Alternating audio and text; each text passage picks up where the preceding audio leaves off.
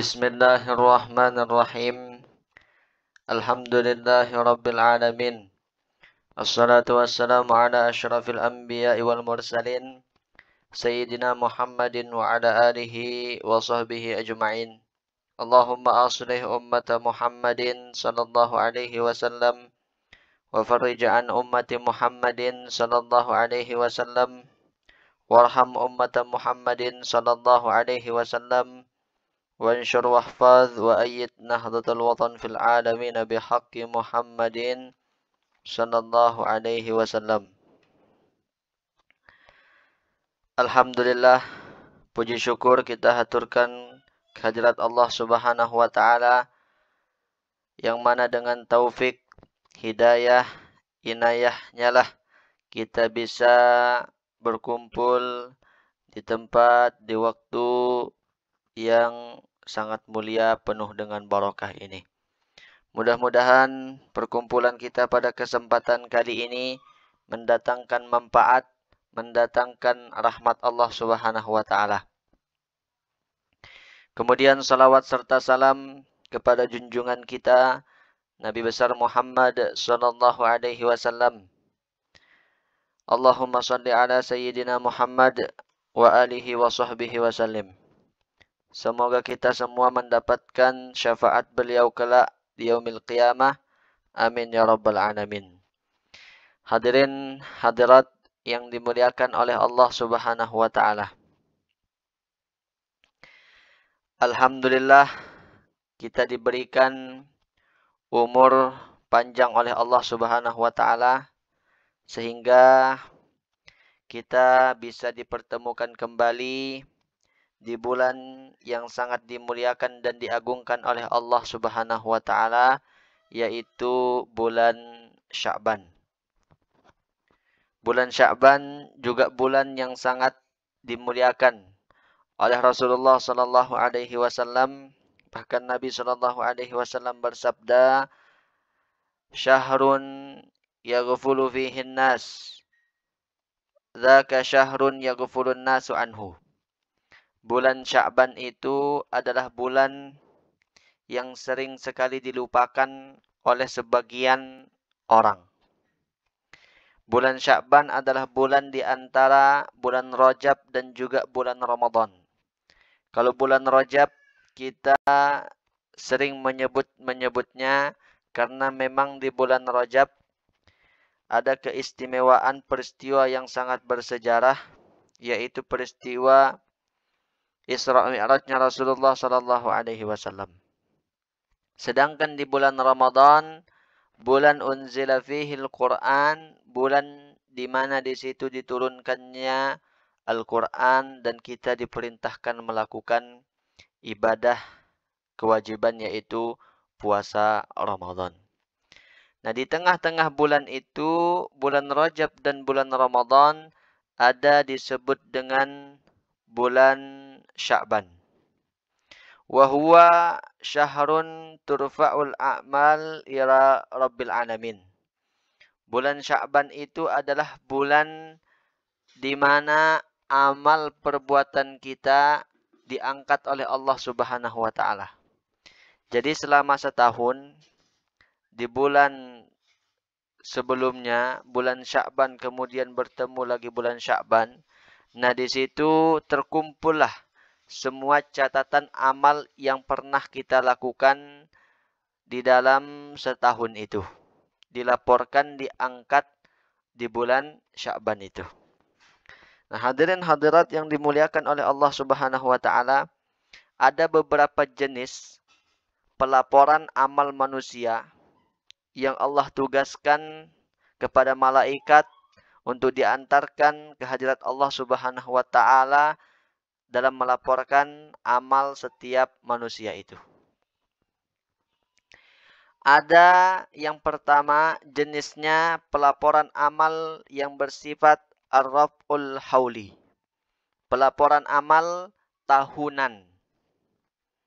Jadi setiap tahun amal kita ini dilaporkan. Dan itu terjadi di bulan Sya'ban. La yughadiru saghiratan wala kabiratan illa ahsaha.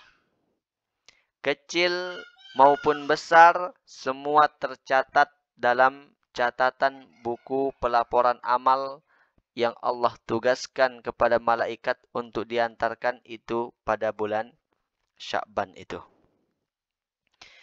Yang wajib ada, yang haram ada, yang sunnah ada, yang makruh ada. Semuanya tercatat di buku catatan pelaporan tahunan itu. Nah, itu disebut dengan ar-rab'ul hauli. Ada lagi jenis pelaporan yang sifatnya ar-rab'ul usbu'i. Pelaporan amal mingguan. Setiap minggu malaikat melaporkan setiap amal manusia. Nah, itu ada juga kayak begitu. Ada juga pelaporan amal itu ar-rab'ul yaumi. Yang bersifat per hari. Jadi ada malaikat yang ditugaskan setiap hari itu melaporkan amal setiap manusia kepada Allah. Nah itu. Ada lagi namanya ar-rab'ut tauli. Yaitu pelaporan yang bersifat segera. Artinya begitu amal itu dilaksanakan, dikerjakan, diamalkan, langsung tanpa menunggu pagi, tanpa menunggu sore, langsung diserahkan kepada Allah Subhanahu wa taala. Nah, jadi ada pelaporan amal yang bersifat segera, ada pelaporan yang per hari, ada pelaporan amal yang setiap pekan, ada juga pelaporan amal yang per tahun. Nah, yang pertama ada pelaporan amal ar-rab'ut taul, yaitu yang bersifat segera. Artinya tidak menunggu sore, tidak menunggu pagi, apalagi minggu, apalagi bulan, apalagi tahun. Begitu mengerjakan amalan ini, langsung diserahkan ke hadirat Allah Subhanahu wa taala. Rasulullah sallallahu alaihi wasallam bersabda, "Arba'un qabla zuhri laisa fihinna taslimun tuftahu lahunna abwabus sama." 4 rakaat yang dilakukan sebelum zuhur tanpa melakukan, artinya hanya salam sekali, artinya bukan dua-dua. Nah, amalan ini tuftahu lahunna abwabus sama, dibukakanlah pintu-pintu langit. Nah, jadi amalan ini apabila kemudian seseorang mengamalkannya 4 rakaat sebelum zuhur sekali salam, nah itu langsung dilaporkan kepada Allah Subhanahu wa taala, tidak menunggu sore, tidak menunggu pagi. Langsung amalan ini. 4 rakaat sebelum zuhur. Qobliyah zuhur itu boleh 2, boleh juga 4. 4 ini boleh 2-2, boleh sekali 4 langsung. Nah, yang dilaporkan langsung adalah yang sekali salam, langsung qobliyah zuhurnya itu 4 rakaat. Oleh karena itu, para ulama menegaskan kepada kita untuk terus menjaga 4 rakaat, jangan sampai ditinggalkan sebelum zuhur ini untuk mendapatkan kemuliaan keistimewaannya itu. Nah, ini ar-rab'ut taul. Kemudian yang kedua, ada pelaporan ar-rab'ul yaumi. Pelaporan yang bersifat per hari. Nah, pelaporan yang bersifat per hari ini wadzalika fi waqti subhi wal asri. Itu dilaporkan di saat waktu subuh dan juga waktu asar.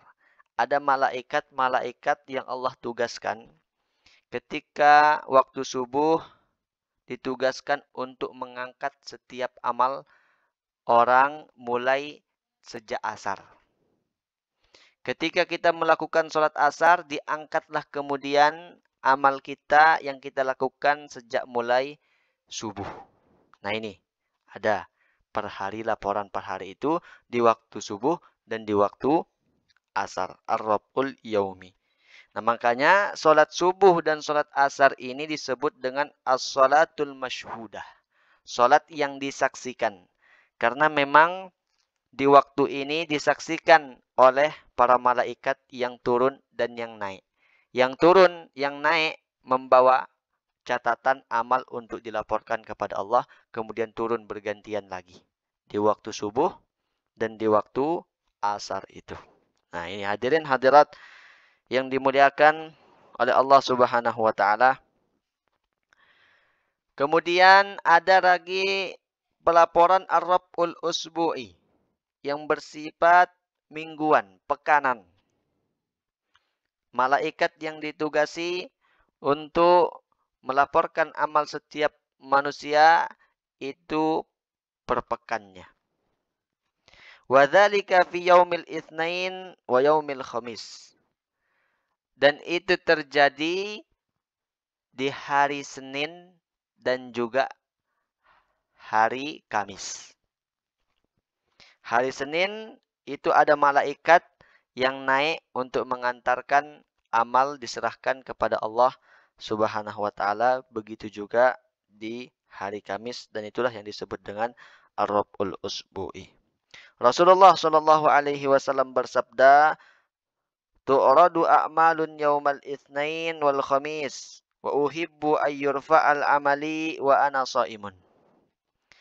Disodorkan, diserahkan amal itu pada hari Senin dan Kamis, dan aku ingin suka amalku ini ketika diserahkan kepada Allah sedang aku berada dalam keadaan berpuasa.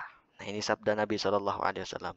Makanya Nabi itu suka berpuasa di hari Senin dan hari Kamis agar catatan yang dilihat, yang diserahkan itu ada amalan puasa beliau. Nah, ini. Yang keempat ada ar-rab'ul hauli. Amalan laporan, amalan yang tahunan. Jadi ini laporan amal yang paling besar mungkin istilahnya bukunya itu. Semuanya tercatat di dalam pelaporan amalan tahunan ini. Mulai yang kecil, mulai yang besar. Itu semuanya tercatat di ar-rab'ul hauli ini. Apa yang pernah dilakukan, baik yang berupa kemakruhan, yang berupa kewajiban, kemubahan, haram, itu ada semuanya. Oh, di jam segini Fulan bin Fulan sedang berada di masjid. Oh, di jam segini Fulan bin Fulan sedang jualan. Oh, di jam segini Fulan bin Fulan sedang bermain-main.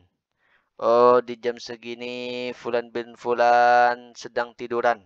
Nah, itu semuanya tercatat di buku catatan pertahunan itu, dan buku catatan pertahunan ini akan diserahkan pada bulan Sya'ban. Nah, itu bulan Sya'ban. Oleh karena itu, kita di sini dianjurkan untuk muhasabah. Hitung-hitung diri. Hasibu ampusakum qabla an tuhasabu.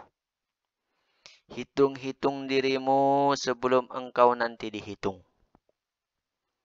Hitung-hitung diri sebelum nanti dihitung oleh Allah Subhanahu wa taala di dunia apa yang pernah kita lakukan selama 1 tahun ini. Mana lebih banyak amal perbuatan kita renungi.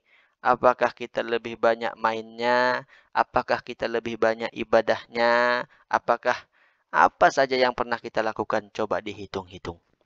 Mulai dari yang haram, mulai dari yang wajib, mulai dari yang sunnah, mulai dari yang makruh, mulai dari yang mubah. Yang mubah misalnya seperti tidur, seperti makan. Nah, itu mubah itu artinya tidak dapat pahala, tidak dapat dosa, tidak dipuji, tidak dicela. Nah, itu misalnya tidur. Kira-kira kita ini berapa lama tidur dalam sehari? Misalnya kita tidur 8 jam dalam sehari. 8 jam itu sehari kan 24 jam. Artinya kalau tidur 8 jam artinya tidur sepertiga hari. Ya kan? Nah, Imam Al-Ghazali menjelaskan kepada kita, kalau orang tidur 8 jam sehari, kemudian dia hidup 60 tahun, berarti sudah 20 tahun umurnya untuk tidur. Ya kan? 60, sepertiga dari 60 kan 20. Sepertiga dari 24 jam, 8 jam. Artinya kalau orang tidur 8 jam per hari, kalau dia hidup 60 tahun, maka dia sudah tidur selama 20 tahun. Nah, itu hitungan Imam Al-Ghazali. Itu tidurnya baru 20 tahun, belum usia remaja. Misalnya usia remaja 15 tahun, belum lagi dipakai untuk bermain-main. Belum lagi dipakai untuk apa yang lainnya, masak, jalan-jalan. Itu berapa habisnya. Dan berapa sisa untuk ibadah. Nah, itu yang perlu kita renungi. Kira-kira banyakan ibadah atau banyakan mainnya. Kira-kira banyakan ibadah, taat, atau na'udzubillah maksiatnya. Nah, itu perlu direnungi. Makanya ketika masuk bulan Sya'ban ini, karena bulan Sya'ban ini ada laporan yang akan diserahkan kepada Allah Subhanahu wa taala, buku catatan kita dilaporkan di bulan Sya'ban ini. Sebelum dilaporkan, oleh karena itu muhasabah. Perbaiki diri. Hitung-hitung diri. Kalau seandainya masih merasa diri kurang dalam menunaikan hak Allah, dalam ibadah, nah, maka bisa diperbaiki mulai dari sekarang. Masih ada kesempatan, tidak ada kata terlambat. Dipersiapkan, perbaiki sebelum catatan amalan kita ini diserahkan. Pastikan bahwa kita sudah bertaubat kepada Allah Subhanahu wa taala. Sehingga yang diserahkan nanti naik catatan amal kita di bulan Sya'ban ini, nah itu bisa bersih. Artinya husnul khotimah dia. Nah, itu yang kita harapkan di bulan Sya'ban ini. Hadirin hadirat yang dimuliakan oleh Allah Subhanahu wa taala. Nah, di bulan Sya'ban ini kemudian kapankah? Tanggal berapakah? Kemudian amal kita ini dilaporkan naik menghadap kepada Allah Subhanahu wa taala oleh malaikat itu.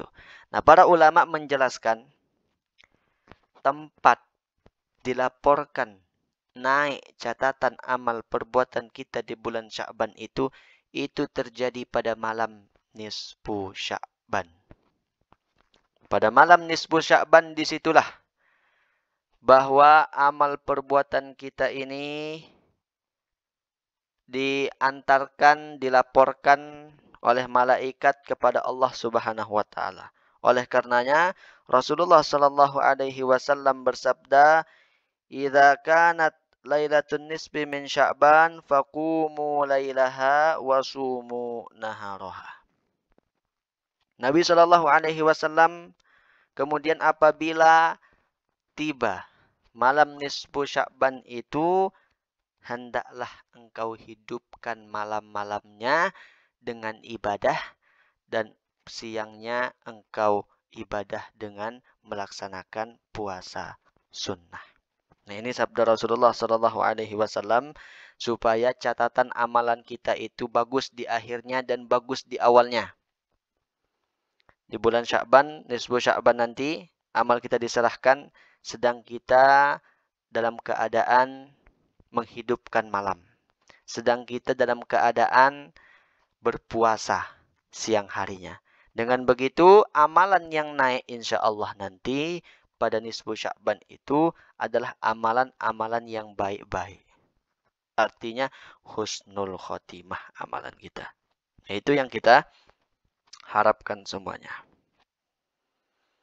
Nah, hadirin hadirat yang dimuliakan oleh Allah Subhanahu wa taala, kemudian bagaimanakah caranya kita menghidupkan malam nisfu Sya'ban itu? Nah, itu pertanyaannya. Bagaimana amalan apakah yang bagus yang dikerjakan pada malam nisfu Sya'ban itu? Nah, para ulama di sini terbagi menjadi beberapa bagian pendapat. Malam nisfu Sya'ban itu intinya adalah malam yang kita dianjurkan hidupkan dengan ibadah. Ibadah apa saja? Nah, tapi ulama-ulama kita mengajarkan itu sebagiannya dengan cara misalnya membaca surat Yasin 3 kali. Itu sebenarnya bukan dari Rasulullah. Tapi itu ajaran ulama-ulama kita. Tapi itu semuanya tentunya tidak bertentangan dengan anjuran Rasulullah Shallallahu Alaihi Wasallam, perintah Nabi. Perintah Nabi, hidupkan malam nisfu Sya'ban itu dengan ibadah. Artinya ibadah apapun. Mau baca Al-Quran, mau baca surat Yasin, mau sholat Isya secara berjamaah, subuh berjamaah, hidupkan malam. Mau bangun tahajud, hidupkan malam. Nah, itu yang diperintahkan oleh Nabi Muhammad Shallallahu Alaihi Wasallam dalam sabdanya itu. Nah, ulama ada yang berpendapat yang pertama, malam nisfu Sya'ban itu dihidupkan dengan ibadah apakah sendiri-sendiri atau berjamaah. Nah, di sini terbagi ulama. Ada ulama yang menganjurkan dengan cara berjamaah. Kumpul di masjid rame-rame, adakan malam nisfu Sya'ban, hidupkan dengan membaca Yasin atau membaca Hizib Nahdlatul Wathon, membaca Yasin 3 kali, berdoa, minta kepada Allah hajatnya. Nah, itu. Atau yang kedua, menurut pendapat ulama yang kedua juga, malam nisfu Sya'ban itu lebih baik dihidupkan dengan sendiri-sendiri di rumah-rumah sendiri. Karena memang seperti itu asalnya dari Nabi. Ini menurut pendapat ulama yang mengatakan sendiri-sendiri. Karena di zaman Nabi tidak ada yang kumpul-kumpul. Nah, itu. Tapi dua-duanya benar. Mau pakai yang pertama kumpul-kumpul bagus. Mau yang sendiri-sendiri juga menghidupkan malam nisfu Sya'ban itu bagus juga. Ada lagi pendapat yang ketiga yang menggabungkan antara sendiri-sendiri dan berjamaah untuk menghidupkan malam nisfu Sya'ban itu. Artinya pertama mungkin dia rame-rame berjamaah datang ke masjid pakai harum-haruman, pakai pakaian yang terindah, yang terbagus, yang paling baru. Kemudian membaca surat Yasin 3 kali. Nah, setelah itu pulang dari masjid, pulang dari musola, pulang dari santren, dia beribadah sendiri kemudian di rumah. Nah, ada juga yang menggabungkan kedua cara itu. Nah, hadirin hadirat yang dimuliakan oleh Allah Subhanahu wa taala, malam nisfu Sya'ban itu juga malam yang mempunyai banyak nama. Itu juga menunjukkan kemuliaan bulan malam nisfu Sya'ban itu banyak namanya. Disebut malam nisfu Sya'ban itu yang pertama namanya disebut dengan Lailatul Ijabah. Malam di mana diijabahnya doa pada malam nisfu Sya'ban itu. Diijabah doa. Allah membentangkan. Aina sa'ilun? Mana orang-orang yang meminta? Silahkan meminta. Bahkan dijelaskan di dalam riwayat, ada 5 malam yang di situ doa sangat mustajab, tidak ditolak oleh Allah Subhanahu wa taala. Yang pertama, malam Jumat. Nah, ini yang pertama. Yang kedua, malam pertama di bulan Rajab. Yang ketiga, malam nisfu Sya'ban. Yang keempat, malam Lailatul Qadar. Dan yang kelima, malam hari raya Idul Fitri dan Idul Adha. Nah, di 5 malam inilah Allah kemudian menjamin kepada hambanya, siapapun yang meminta pada malam itu, Allah ijabah insyaAllah doanya. Nah, itu. Ada lagi, selain disebut dengan Lailatul Ijabah, malam nisfu Sya'ban ini juga adalah malam yang disebut dengan Lailatul Ghufran. Malam di mana Allah membentangkan, membuka seluas-luasnya Allah pintu ampunan oleh Allah Subhanahu wa taala. Walaupun orang itu tidak minta ampun, di malam nisfu Sya'ban Allah ampunkan dia. Nah, ini kelebihan malam nisfu Sya'ban itu. Allah akan memberikan ampunan kepada setiap orang di malam nisfu Sya'ban itu. Akan tetapi dijelaskan lagi. Ada dikhawatirkan beberapa kelompok yang tidak akan mendapatkan ampunan Allah pada malam nisfu Sya'ban itu. Di antaranya adalah orang yang berseteru, orang yang berkelahi, tidak tegur sapa, memutuskan tali silaturahmi. Nah, orang-orang seperti itu hendaknya ketika masuk malam nisfu Sya'ban, ajak temannya kembalikan hubungan silaturahmi itu. Karena dikhawatirkan apabila dia tidak bertaubat kepada Allah Subhanahu wa taala dengan cara meminta maaf atau menegur saudaranya, masih dalam keadaan tidak tegur sapa dengan saudaranya, itu dikhawatirkan dia tidak mendapatkan ampunan Allah pada malam nisfu Sya'ban itu. Nah, ini dikhawatirkan seperti itu. Ketika masuk malam nisfu Sya'ban, sudah hilangkan perasaan-perasaan yang tidak enak, tidak tegur sapa kepada saudaranya, tidak tegur sapa masalah dunia, masalah tersinggung, hutang piutang, masalah hitung berhitung, itu semuanya usahakan diperbaiki hubungan sesama manusia pada malam nisfu Sya'ban itu. Kalau tidak teguran masalah akhirat, itu masih bisa. Misalnya, aku tidak mau tegur dia. Kalau dia itu berteman sama dia karena dia setiap hari ajak aku minum-minuman, setiap hari dia ajak aku berzina, dan lain sebagainya. Nah, itu bukan lain lagi masalahnya kalau masalah akhirat itu. Nah, ini. Jadi, kita mohon ampun kepada Allah pada malam nisfu Sya'ban itu agar mendapatkan ampunan Allah, hindari hal-hal yang mencegah kita untuk mendapatkan ampunan Allah itu di antaranya tadi, yaitu memutuskan silaturahmi, tidak tegur sapa, masih ada sangkut paut urusan hati yang tidak enak hati kepada saudaranya itu. Sambung silaturahmi pada malam nisfu Sya'ban itu. Nah, itu. Kemudian ada lagi nama lain dari malam nisfu Sya'ban itu adalah malam Lailatul Taqdir. Malam di mana di situ ditentukannya takdir setiap orang. Di malam nisfu Sya'ban itu. Oleh karena itu, mintalah di malam itu kita diajarkan agar meminta umur yang panjang. Kemudian juga meminta diberikan keluasan rizki yang halal oleh Allah Subhanahu wa taala. Karena nanti di malam itu ditentukanlah takdir.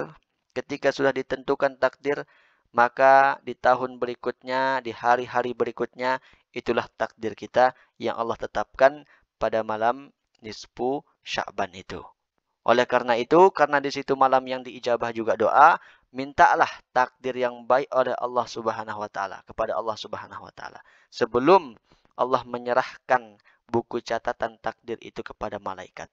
Mati sudah ditentukan, oh umurnya segini. Oh rezekinya segini. Itu nanti diserahkan kepada malaikat. Ketika kemudian Allah telah menyerahkan kepada malaikat catatan matinya, catatan rezekinya, catatan usianya. Nah, kata para ulama itu tidak bisa lagi, sudah dirubah. Makanya, oleh karena itu, di malam nisfu Sya'ban ini, minta kepada Allah. Minta umur yang panjang dengan ketaatan. Minta diberikan rizki oleh Allah Subhanahu wa ta'ala. Nah, itu kemuliaan, keistimewaan malam nisfu Sya'ban itu. Dan kita harapkan kita mendapatkan kemuliaan, keistimewaan yang ada di malam nisfu Sya'ban. Seperti tadi, diijabahnya doa, minta doa yang terbaik. Kemudian takdir yang terbaik. Kemudian minta ampun kepada Allah Subhanahu wa ta'ala apabila ada kesalahan-kesalahan, dosa. Dan pasti ada tentunya. yang pernah kita perbuat itu. At-taibu minadz-dzambi kaman la dzambalah. Orang yang bertobat dari dosa seperti orang yang tidak berdosa. Artinya Allah hapus. Beda hapusan Allah dengan hapusan manusia. Kalau Allah sudah menghapus, sudah nggak diingat-ingat lagi. Tapi kalau kita minta ampun, minta maaf kepada sesama, itu bisa diingat, diungkit-ungkit lagi. Kalau Allah tidak. Oleh karena itu, ada larangan. Ketika seseorang itu sudah bertobat kepada Allah, walaupun dulunya dia maksiat mungkin, nah kita dilarang sesama manusia untuk mengungkit-ungkit perbuatan buruk saudara kita. Misalnya dia dulu penculik, misalnya dia dulu suka maling, suka berzina, tapi dia sudah tobat, benar-benar tobat. Tapi kita ini mungkin diolok, oh ini tobatnya mungkin tidak benar-benar, ini cuma cari muka dan lain sebagainya. Nah itu dilarang yang seperti itu. Bahkan orang yang mengatakan seperti itu, dikhawatirkan dia akan diuji, dibalakkan oleh Allah, akan mendapatkan rasa yang sama, diuji dengan maksiat seperti itu. Nah ini khawatirnya seperti itu. Jadi kalau orang sudah bertobat, minta ampun kepada Allah, nah kita tidak boleh kemudian mencela, mengungkit-ungkit dosa yang pernah dilakukan saudara kita itu. Nah ini, mudahan kita semua mendapatkan ampunan Allah di malam yang mulia ini, yaitu malam nisfu Sya'ban ini, dan kita manfaatkan malam ini dengan memperbanyak, menghidupkannya dengan ibadah-ibadah di malam nisfu Sya'ban ini. Jadikanlah nisfu Sya'ban pada kesempatan kali ini menjadi nisfu Sya'ban yang terbaik di dalam hidup kita. Begitu seterusnya menjadi lebih baik, dan terus menjadi lebih baik. Nah, mudah-mudahan kita diberikan taufik hidayah oleh Allah Subhanahu wa taala untuk bisa mengamalkan amalan yang telah kita diajarkan pada malam nisfu Sya'ban. Kita hidupkan malam dengan sebaik-baiknya. Mungkin hanya ini yang dapat kami sampaikan. Akhirul kalam, kurang lebihnya mohon maaf. Akhirul kalam, wallahul muwaffiq wal hadi ila sabilir rasyad. Assalamualaikum warahmatullahi wabarakatuh.